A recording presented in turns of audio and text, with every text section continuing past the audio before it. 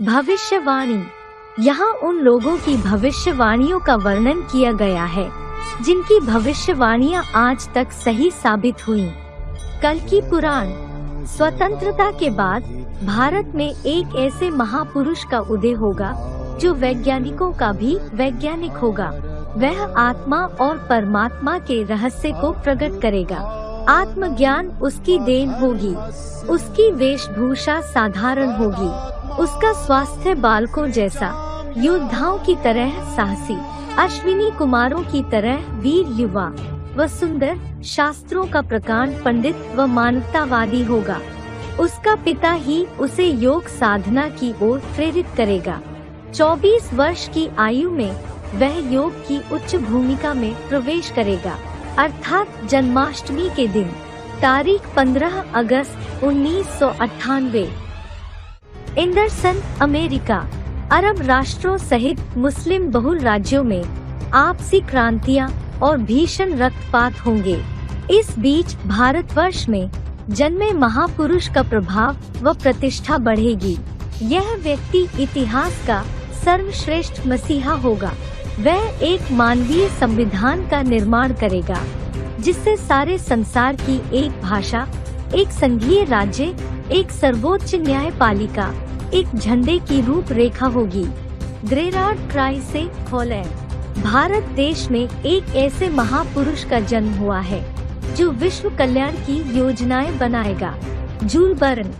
संसार के सबसे समर्थ व्यक्ति का अवतरण हो चुका है। वह सारी दुनिया को बदल देगा। उसकी आध्यात्मिक क्रांति सारे विश्व में छा जाएगी।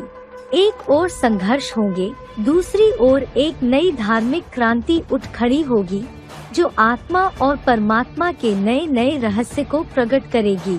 वह महापुरुष 1962 से पूर्व जन्म ले चुका है।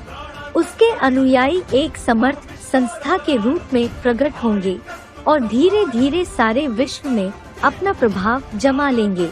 असंभव दिखने वाले कार्य को भी वे लोग उस महापुरुष की कृपा से बड़ी सरलता से संपन्न करेंगे। प्रोफेसर कीरो। भारत का अभ्युदय एक सर्वोच्च शक्ति के रूप में हो जाएगा, पर उसके लिए उसे बहुत कठोर संघर्ष करने पड़ेंगे। देखने में यह स्थिति अत्यंत कष्टदायक होगी, पर इस देश में एक फरिश्ता आएगा जो हजारों छोटे छोटे लोगों को इकट्ठा करके उनमें इतनी आध्यात्मिक शक्ति भर देगा कि वे लोग बड़े बड़े बुद्धिजीवियों की मान्यता मिथ्या सिद्ध कर देंगे।